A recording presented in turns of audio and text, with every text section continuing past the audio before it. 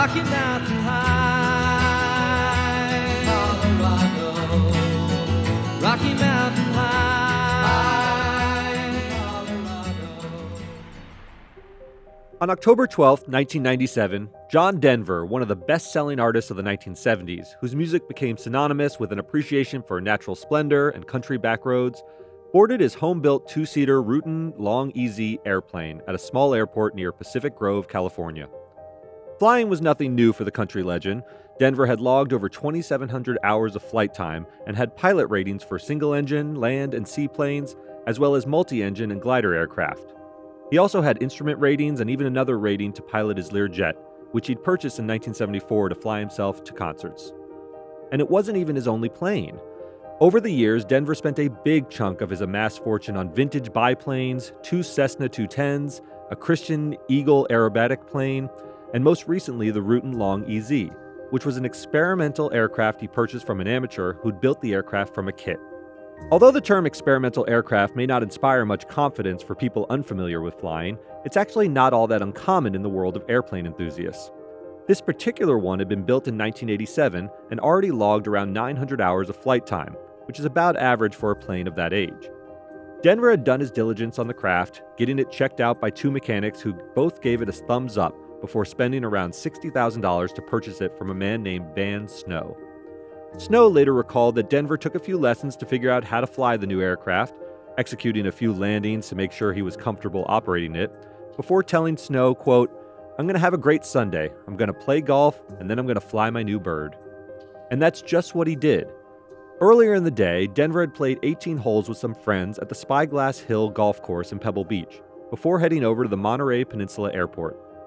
After practicing 3 more takeoffs and landings, he was given the all-clear to take his new toy out for a 1-hour spin at around 5:12 p.m. Nothing seemed amiss, aside from a brief communication issue with Monterey Air Traffic Control at the beginning of the flight, who asked Denver to change his radar frequency. At around 5:28 p.m., Denver fiddled with the dials a bit and radioed back to the tower, quote, "Do you have it now?" They would be his last known words. Just moments later, a few dozen people soaking up the last bit of sunshine off the coast of Monterey Bay reported seeing the aircraft encounter some trouble. The engine was backfiring and the plane suddenly banked hard to the right, with the left wing pointing straight up. The move was so dramatic, some onlookers thought it might be a stunt pilot practicing a maneuver in midair. But the plane would never recover, crashing into the water with tremendous force. Jim Willoughby, a retired schoolteacher who lived nearby, said, quote, "It sounded like 100 tons of concrete dropped from the heavens." Within 5 minutes, the Pacific Grove Fire Department arrived at the scene to find debris scattered everywhere on the water. Denver's body was discovered shortly thereafter along the coastline, just a few miles from Carmel, where Denver had recently leased a home to be close to his 8-year-old daughter, Jessie, who returned that evening from Disneyland to learn the devastating news. John Denver was just 53 years old. I'm Derek Kaufman. I'm Jason Beckerman. And this is Last Days, John Denver.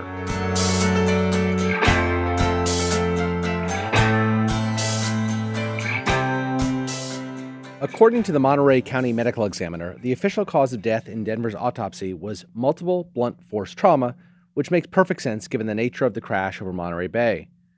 Tox results came back negative for all screened drugs and alcohol, meaning Denver was not under the effect of any substances at the time of the crash. This was important because Denver was known as a drinker. He had previously been arrested for drunk driving. In 1993, he pled guilty to a DUI charge and was placed on probation.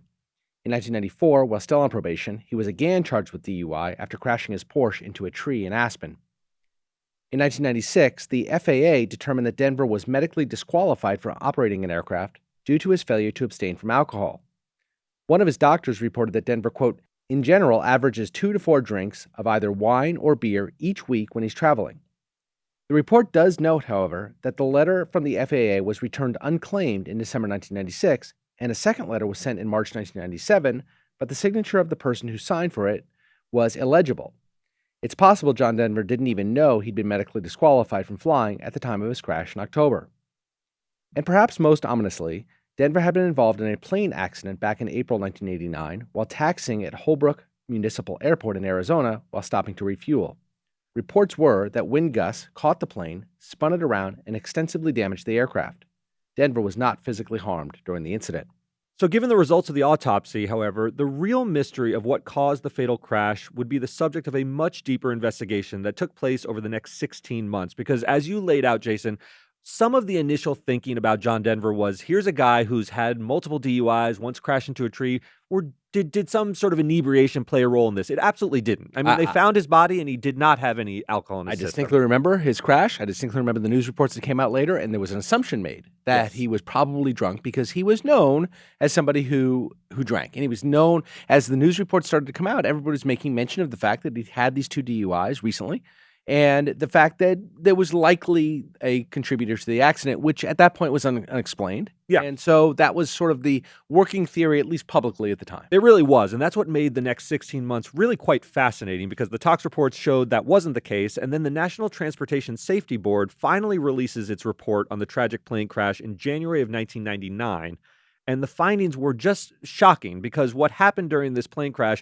is now laid out in this report, and it had nothing to do with any sort of intoxication. So first, there were no distress calls during the short flight. And as I mentioned, the last correspondence between John Denver and air traffic control was a completely ordinary transmission about finding the proper frequency on the radio for communication. And he sort of fiddled with the dial. He was able to find the right channel, and he said, okay, you got it. And finally, he's in contact with air traffic control. And this really leads to only 2 possible conclusions: that what transpired on that flight was something very sudden that left no time for a distress call, or it was something that John Denver didn't consider an emergency situation that would even necessitate a distress call. One of those 2 things happened on that plane because in any other circumstance, you would have a call to air traffic control. How can I address this situation that I'm in? Right. But that didn't happen. And it's not shocking that in the final descent, as he's careening towards the ocean, that he wouldn't be able to make a distress call at that point. It's not. I don't think we can read much into the fact that we didn't hear a final word, sort of screaming in panic. Right. At that point, he's trying desperately to get the airplane under control, and that's not happening. So what we're talking about is before that that final rapid descent. Yeah, and we have these eyewitness accounts of seeing the plane's left wing tipped up in the air. So what caused that to happen? The second major finding was that there was a maintenance technician who assisted Denver with removing the plane from the hangar and getting it ready for the flight that day, who told officials that he and Denver discussed the inaccessibility of the cockpit fuel selector valve handle and the difficulty with turning it. And so we need to pause here to discuss the specifics of this aircraft a bit. The fuel selector valve was located behind the left shoulder of the pilot's seat and needed to be turned to access the plane's secondary fuel tank, but it was difficult to reach. So the mechanic attempted to use a pair of vice grip pliers as a makeshift means of extending the reach of that fuel selector handle, but it didn't really work well to solve the issue. So this thing is behind Denver on his left shoulder, and Denver, according to this technician, told the guy, I'll simply use the autopilot function to hold the airplane level while I need to turn around to manipulate the fuel selector valve. So that's a big finding. So this thing is behind him, and he says, I'll just steady the plane on autopilot for a few moments, switch over to the other fuel, and then I'll come back to flying the plane. The third finding is that Denver refused the offer of fuel service. He told the technician he'd only be flying for around an hour, and the technician said he told Denver the plane has less than half in the right tank and less than a quarter left in the left tank. And this same tech said that when he went to put away his tools, he heard the engine of the plane start on Denver's plane and then heard it stall out. He said he heard this, he walked out, he saw Denver turn in his seat toward that fuel selector valve, which he believes Denver pulled to change the fuel tank before restarting the engine. So we're already maybe in low fuel conditions between 2 tanks. Transferring over to the quarter tank Right. with the fuel selector at that point. And it sort of stands to reason when we know what finally happened, right? Yeah, it starts to all come together. So that's the last major finding is the crash investigators determined that here's what happened. He had to change the fuel tanks with that fuel selector valve while in flight by turning his body essentially 90 degrees. And that turning led to a natural tendency to extend his right foot against the right rudder pedal in order to support his body as he turned around. Sort of this move, Jason. And by doing it, he presses into the rudder pedal. That caused the plane to pitch up. The left wing went up into the air. It starts to yaw, which is consistent with what the eyewitness reports of what they saw that plane do in the air. And the report indicates that the plane had a very strong spiral mode, is what it's called, which helps explain why people saw this plane pitch its left wing up and then go into a rapid nosedive and crash into the water. So the NTSB's final conclusion was that the probable cause of the accident was Denver's diversion of attention from the operation of the plane to swivel in his seat to manipulate the fuel selector valve, just as you said. In doing so, he inadvertently pressed down on the right rudder, resulting in a loss of control of the airplane. The board also concluded that Denver's inadequate pre-flight planning, specifically his failure to refuel the plane and lack of experience with the mechanics of the new experimental plane, contributed to the flight's demise. The report concluded with recommendations for 1. More rigorous training standards for pilots operating home-built aircraft, and 2. Implementing mandatory ease-of-access standards for all onboard controls, including fuel selectors and gauges. Jason, it's truly a tragedy that happened in that flight. It's so preventable, right? So sudden, so preventable. But it was, he has self to blame, right? He should have taken the time to have those tanks refueled. And also, he turned down the potential sort of, shoelaces and gum solution that the guy had with extending the grip vise to the fuel selector valve to extend it to make it easier for him. He didn't want to do those things. Guy had flown a lot, probably had a tremendous amount of confidence in his ability. Yeah, 2,700 hours in the air. So he said, "I got this." Right, and it's not that it was an inherently dangerous situation, but whenever you take these little shortcuts, it increases, like in anything in life, it increases the likelihood something might go wrong. And I think the more you do something, like he had flown 2,700 hours, he had flown Learjets, he had a lot of ratings. That's why he was almost too good at flying for his own good. That's right. So he started to take these shortcuts, and it's a series of them in this one instance. Look, the fuel being low, he's just taking the bird up for an hour or two, but it was low in both tanks. So that meant it used enough fuel that he had to switch to the other tank, so he needed to manipulate that valve. Especially given that he already knew that the valve would be hard to manipulate, be hard to turn. You would think you'd load up those tanks so you don't even have to deal with it. Yeah, and so the report shows had nothing to do with intoxication, just a tragic series of events that ended John Denver's life. When you think of the 70s music scene, most people recall the decade for the decadent excesses of disco from the Bee Gees and Donna Summer, or maybe the flamboyant spectacles of rock bands like Queen and Led Zeppelin. But one of the defining musicians of the era was actually a melodic troubadour strumming an acoustic guitar and singing songs about the Rocky Mountains and sunshine on his shoulders, making him happy. Born Henry John Deutschendorf Jr. in 1943, Denver changed his name early in his career after playing in local clubs and not being able to comfortably fit that long name on a marquee. He sang in a folk music group called the Alpine Trio while studying architecture at Texas Tech, but he dropped out in 1963 to pursue his music career full-time. And he quickly established himself as a songwriter in the late 60s. He penned Leaving on a Jet Plane. Everyone knows that song. It was a song that would become a smash #1 hit when covered by the folk trio Peter, Paul, and Mary in 1969. I'm leaving on a jet plane. I don't know when I'll be back again. Oh, babe, I hate to go. And I didn't know this, Jason, but Denver's own version of the song peaked at #2 in the UK in February 1970 after the Peter, Paul, and Mary hit. I didn't know that. I also didn't know he wrote the song in the first place. It's remarkable, right? Peter, Paul, and Mary were known as songwriters, and I'm shocked that they didn't pen that song. It's a John Denver song, There we and go. it was clear when his song went #2 in the UK in February 1970 after them that he wasn't going to be content just being a behind-the-scenes songwriter, which he may have been very successful at in its own right. Instead, John Denver quickly embarked on one of the most successful singer-songwriter careers of the 70s, and that's really saying something because the 70s were the decade of singer-songwriters with the likes of James Taylor, Joni Mitchell, Paul Simon, and Jackson Browne. We don't think of him in those same categories, but John Denver's right up there with them. His 1971 album, Poems, Prayers, and Promises, is a classic of the genre and became a breakthrough for Denver, largely due to his first huge single, Take Me Home, Country Roads, which shot all the way to #2 on the Billboard charts. These country roads take me home to the place I belong, West Virginia, Mountain Mama, take me home, country roads.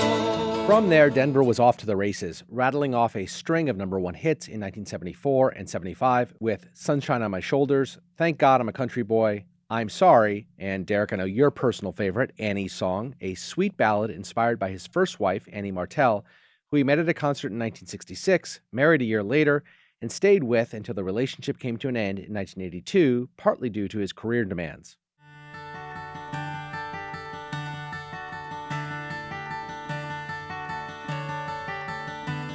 You fill up my senses like a night in a forest, like the mountains in springtime, like a walk in the rain. With his blonde locks and granny-style glasses paired with the inspirational and maybe even a little mawkish lyrics of his songs, Denver's broad and inoffensive appeal turned out to be the best counter-programming for an era filled with the decadence of disco and glam rock.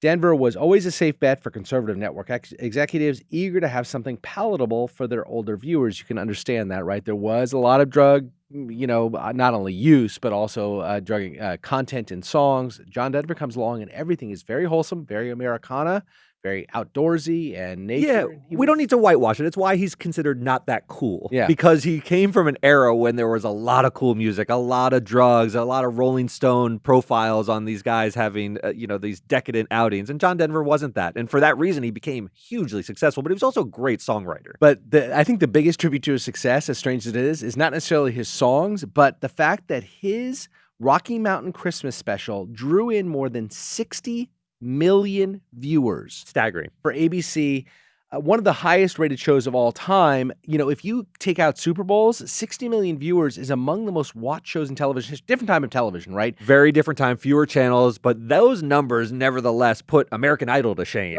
Things like that. 3 times what American Idol was getting at its height, or at least double. I mean, you're talking right up there with the MASH finale. That's the most watched non-Super Bowl ever.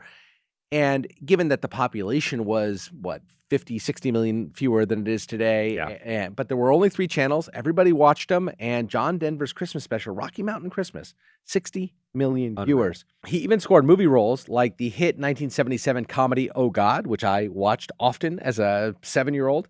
It starred George Burns as the man upstairs opposite the mild-mannered Denver. For our younger listeners, think of it as sort of a 70s version of Bruce Almighty. Meet Jerry Landers, just an average guy, married, father of 2. Every day he drives his late model car to Food World, where he is assistant manager, in line for a promotion. Bright, personable, competent, Jerry Landers has every reason to believe he's a young man with a future. And he is, but it isn't at Food World. Read this. God grants you an interview. It's a gag. Pretty crazy gag. Not what you expected, huh? Show 'em this. Warner Brothers presents John Denver and George Burns in Oh God. Like many movies of the era, it feels a bit dated now, but it raked in $51 million on just a $2.1 million budget, serving as a proof of concept for just how popular Denver was at the time. Yeah, he was just incredibly bankable because he had a very iconic look, but it was inoffensive. Yep. And it sort of was appealing, but not too sexy. He was just right down the middle for Americans.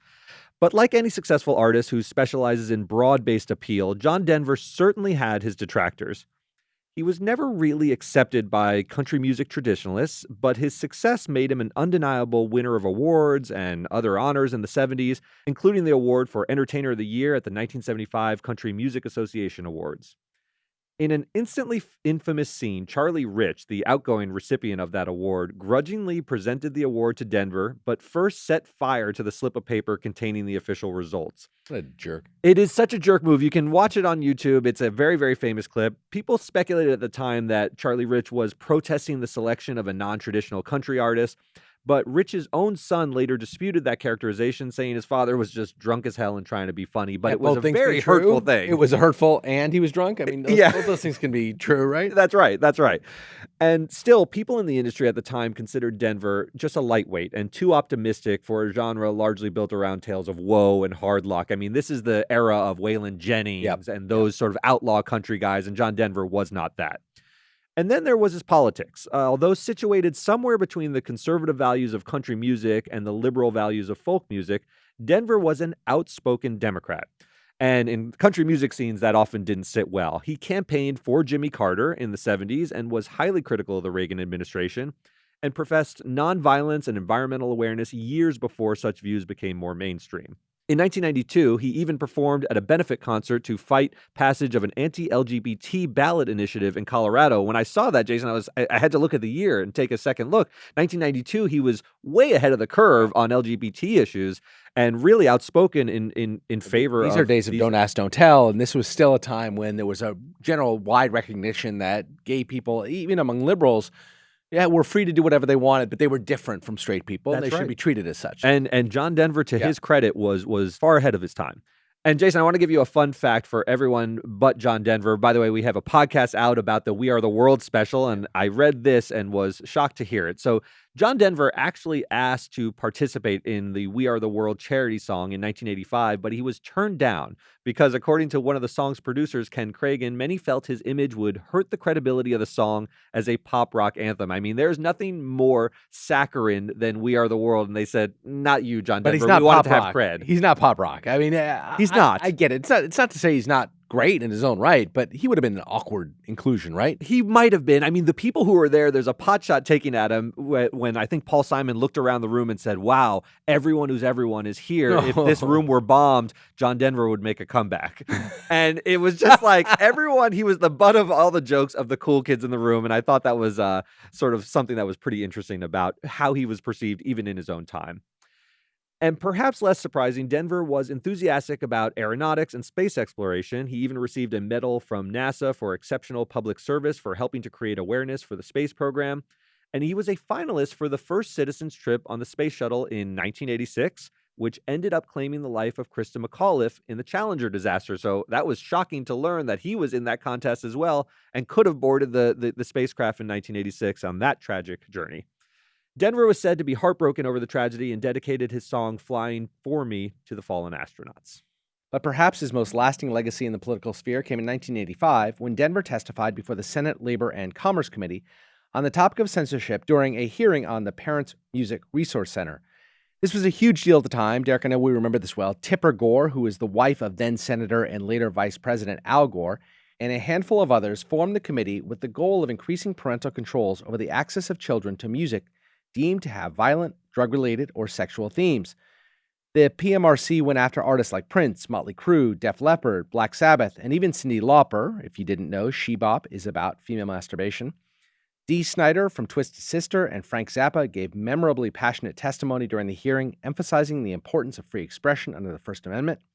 But it was John Denver's testimony, in which he defended free expression for musicians after his own song, Rocky Mountain High, had been misconstrued as a drug song, that became the most indelible and lasting moment from the hearings.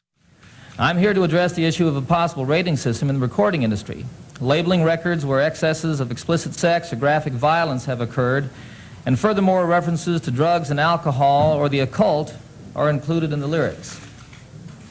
These hearings have been called to determine whether or not the government should intervene to enforce this practice. Mr. Chairman, this would approach censorship. May I be very clear that I am strongly opposed to censorship of any kind in our society or anywhere else in the world. The expectation was a bunch of long-haired rockers would speak out against the PMRC, and Tipper Gore stood ready to bat them away with testimony as the self-serving rantings of depraved individuals just looking to promote filth to America's youth.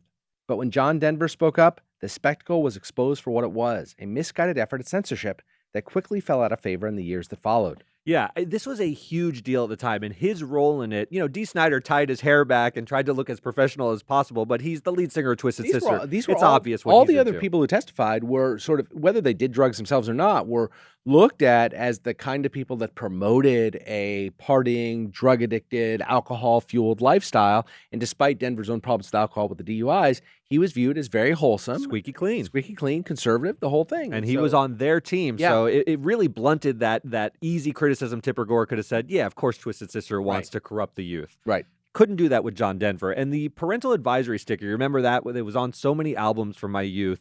It actually backfired on the PMRC famously. It became a way of selling more albums as eager kids look for a way to buy the music with the raunchiest lyrics from bands like Two Live Crew and others. So John Denver's voice was an incredible instrument. It was sweetly melodic and soothing in a way that fit perfectly with all of his many hit songs. But it was his songwriting ability that stands out most to me. He was able to capture deceptively simple sentiments, the easy comfort of country roads, the soul-filling feeling of falling in love, and the uncomplicated joy of feeling sunshine on your shoulders. And perhaps most importantly, it was a talent that was recognized during his lifetime with induction into the Songwriters Hall of Fame in 1996, just a year before his death. And so I wanted to give the final word to Denver himself, who gave an interview after receiving the honor in which he talked about the power of songwriting and the incredible feeling of hearing people belt out their favorite songs from his catalog. It's an incredible thing to write a song, to find something and be able to say it in a way that you know is going to communicate to people. But I wouldn't know how to do that if I didn't sing. I was asked earlier, and I can't separate the two myself. 10 days ago, I had 70,000 Koreans singing Country Roads. How does that make you feel? Fantastic. I mean, there's just nothing like that. And then I tried to sing Annie's song, which is another one very popular around the world. That's one I try to do in the language of whatever country I'm in. Yeah. And sometimes it works. Sometimes it doesn't.